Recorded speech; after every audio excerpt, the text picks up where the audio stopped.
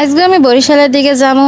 আর এই টিকিটটা পাইতে আমার অনেক কষ্ট হয়েছে। আর এই টিকিটের লেগে কত কাউন্টারেই না আমার যাওয়া লাগছে। তো এই শেষমেশ এই লাবিবা কাউন্টারে আইয়া পাইলাম, তাও আবার জানলার পাশে সিট পাইছি। তো জানলা দিয়ে উক্কা মারতে মারতে এনাদের আবার দেখা পাইলাম। আর আমি সব সময় জানলার পাশে সিট কাটি, যখন আমি যে গাড়িতে জানলার পাশে সিট লইতে পারি না তখন আর ওই গাড়িতে আমি যাই না, খামখেয়ালি করি। তো এইবার আর খামখেয়ালি করার কোনো সুযোগ সুবিধা নাই, কারণ এইবার আমার যেরামি হোক যেই সিটি হোক আমার যাইতেই হবে। আমি অবশ্য সকাল সকালে টিকিট কাটছি, সকাল 7:30টার গাড়িতে রওনা দিছি। আর যদি দেরি করে রওনা দিতাম তাহলে তো আমার অবস্থা খুবই 12টা বাজবে। আর যেহেতু ঈদের আর 2 দিন বাকি ছিল এই সময় রওনা দিছি, তবে একদিক দিয়ে সকাল সকাল রওনা দিয়ে বেশ ভালোই করছি।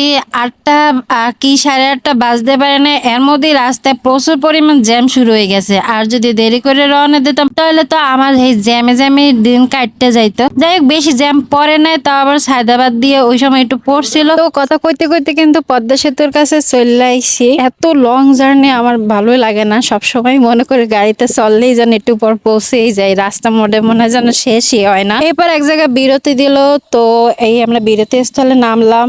আমি তেমন একটা করি না, যেহেতু আমি আগেই খাবার টাবার কিনে নিছি, এর জন্য আর ভিতরে তেমন যাই নাই। তো সামনে নাইমে দেখলাম যে এইখানে কাশ্মীরি আচারের একটা দোকান আছে। তো ভাবলাম যে ওইখানে কি কি আচার আছে যাই একটু দেখি। তো দোকানে আসার পর দেখলাম যে এখানে বিভিন্ন ধরনের আচার আছে, বোম্বাই মরিচের আচার, জলপাইয়ের আচার, বিভিন্ন ঝালের আচার, আমসত্ত্ব আছে, বড়ইর আচার আছে। আর আরেকটা হচ্ছে যে সেটা হচ্ছে যে পেঁপের আচার।